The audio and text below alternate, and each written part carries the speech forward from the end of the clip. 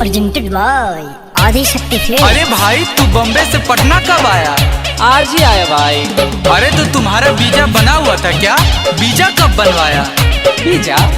बॉम्बे से पटना के लिए वीजा क्यों? अरे बॉम्बे अलग देश है, पटना अलग देश है, तुमको ऐसे आने दे दिया? अरे तुम सब ये क्या पागलपंती कर रहे हो? अच्छा तुम ही बताओ तुम किस देश से हो? मैं तो इंडिया से हूँ। अच्छा तुम इंडिया से हो और मैं भारत से हूँ, तो वीजा है क्या? वीजा? पागल हो गए हो क्या तुम? अरे हल्के दिमाग का तू है बेखबर।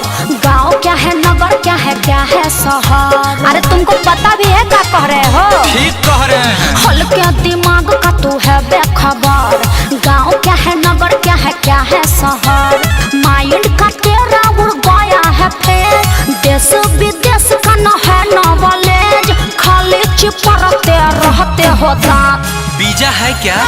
अरे साफ लील पड़ाके हो का? अनपढ़ का बार न समझो रे गोरकी, बनो ना डर चालाक। हाँ वो तो दिख रहा है। बम्बई दिल्ली चाहे या आगरा पटना, जाना पड़ता है वीजा के साथ।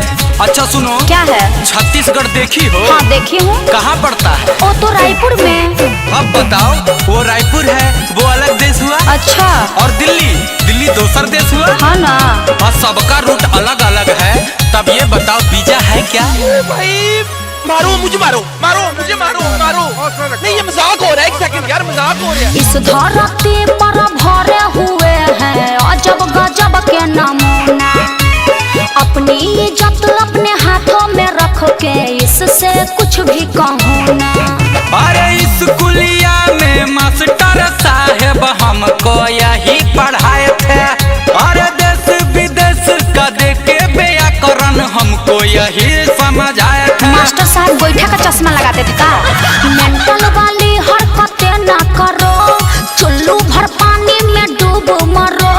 तेरा न सही लग रहा हालात। अरे तू वीजा है क्या? अरे एकदम नील बानर हो का? अनपढ़ का बार न समझो रे गोरकी, बनो ना डर चालाक। तुम तो बड़का विद्वान हो ना। दिल्ली बम्बे चाहे आगरा पटना, जाना पड़ता है वीजा के साथ। अच्छा ये बताओ, क्या है? कुछ दिन पहले ट्रम्प आया था। हाँ आया था। वो वीजा लाया था। हाँ लाया था। अरे तो तुमको बात समझ में क्यों नहीं आ रहा है? क्या? वो आया, वीजा दिखाया और अपने गांव चला गया ना। अरे बकलोल, मैं अब कहीं भाग जाऊंगी। वीजा है क्या? भोले हो बाकी बड़ा बोले हो बाबू, करते हो ऐसी बतिया। अरे जो भी हो बाकी लग रहा है तेरी बातें चटपटिया। अरे पढ़े लिखे लोगों के संग में बंदा ये तो रहता है। मेरे यार जितने मिलेंगे सब मेरे से ऊपर रहता है। अरे अखिलेश गुंजन तुम सटके हो क्या? रोशन के संग भटके हो क्या? इसीलिए कर रहे हो तपा। अरे तू वीजा है क्या? अरे तू जोरे पारवा। अनपढ़ का बार न समझो रे गोरकी, बनो ना डर चालाक। बम्बई दिल्ली चाहे आगरा पटना, जाना पड़ता है वीजा के साथ। भाई मारो मुझे, मारो मुझे, मारो नहीं, ये मजाक हो रहा है। एक सेकंड यार, मजाक हो रहा है। Presented by Adishakti films.